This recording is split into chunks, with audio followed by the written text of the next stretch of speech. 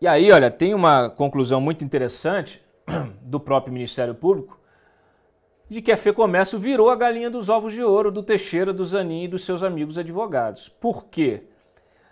Eles fizeram uma análise, os procuradores fizeram uma análise e mostraram que, a partir das quebras de sigilo fiscal e bancário, constatou-se que praticamente todos os escritórios de advocacia envolvidos nos fatos, incluindo os do citado núcleo duro, né, tiveram na FEComércio o cliente que mais pagou por pretensos serviços de honorários de advocacia nos respectivos períodos. Quer ver um exemplo?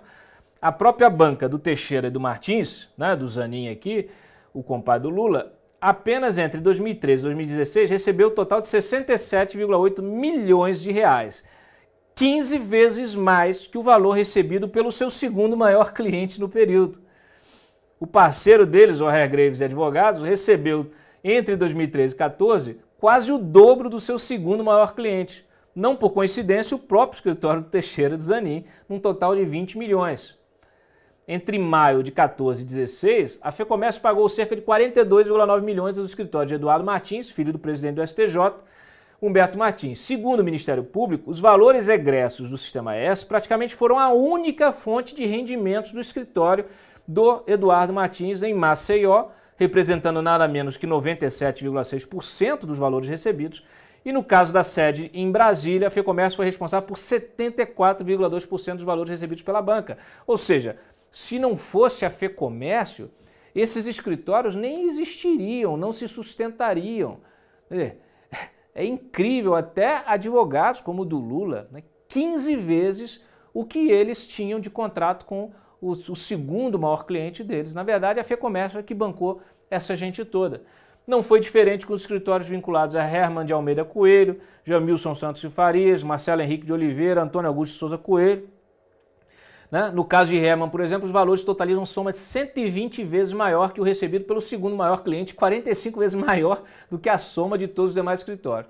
Mesma coisa com a Ana Basílio e com o Eurico Teles. Tá?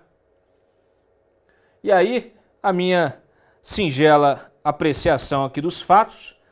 A Lava Jato do Rio sabe que seus dias estão contados, especialmente depois dessa deflagração da operação do Esquema S, que expõe as vísceras do judiciário brasileiro, onde filhos de ministros e desembargadores vendem influência para quem estiver disposto a pagar, né? Para quem estiver disposto a pagar, e muito. A investigação levou 2 anos e reuniu provas contundentes da atuação ilegal de grandes bancas advocatícias para manter o comando do Sistema S no Rio e controle de seu orçamento bilionário. Orlando Diniz entregou uma boa parte deste orçamento a esses advogados. Vizinho e parceiro de Sérgio Cabral em várias negociatas, Diniz foi convencido de que seu problema não seria resolvido pelas vias judiciais normais, pois era de outra natureza. Contratou então o escritório do compadre Lula e seu genro. Em pouco tempo, Roberto Teixeira e Cristiano Zanin sequestraram o caixa da FEComércio e passaram a ditar as regras, subcontratando bancas amigas, como a de Eduardo Martins, filho do presidente do STJ, e Tiago Cedrais, filho do ministro Haroldo Cedrais do TCU.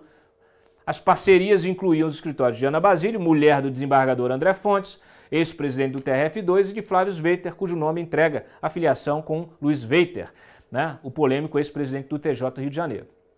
E ainda a banca de César Asfor Rocha, ex-presidente do STJ, e seu filho Caio, ambos investigados pela Lava Jato de São Paulo por suspeita de atuarem no enterro da Operação Castelo de Areia, prenúncio da Lava Jato. Sem esquecer Eurico Teles, ex-presidente e ex-diretor jurídico da Oi, a mesma companhia que investiu direta e indiretamente dezenas de milhões de reais na Game Corp do Lulinha. Tá? As coisas não são coincidentes, tá? Elas fazem parte do mesmo modus operandi. A Oi é um capítulo à parte, pois as quebras fiscais e bancárias que mostram a FEComércio como principal fonte de recursos dessas bancas de advogados também indicam contratos vultosos com a Telefônica, sugerindo um esquema similar. Hoje, 25 pessoas foram denunciadas, como eu acabei de dizer, e viraram réus pelas mãos do juiz Marcelo Bretas, né, com exceção do próprio Orlando Diniz e do Sérgio Cabral. Todos os demais são advogados, alguns absolutamente desconhecidos, provavelmente laranjas. Sobrou até para o Frederico Assef, ainda não denunciado, mas que foi alvo de buscas. Como eu disse, o advogado da família Bolsonaro recebeu pelo menos R$ 2.600.000 de forma oculta para produzir dossiês contra a ex-mulher de Orlando Diniz, tendo como parceiro Ivan Guimarães, ex-presidente do Banco Popular, ligado aos petistas Delúbio Soares e Marcelo Sereno. O Ministério Público aponta aqui um desvio inicial de 151 milhões, mas diz que está apurando o destino de outros 204 milhões. É a espinha dorsal da Lava Toga, gente. Todos sabem. Por isso, muita gente em Brasília quer que ela seja quebrada o quanto antes e de forma contundente.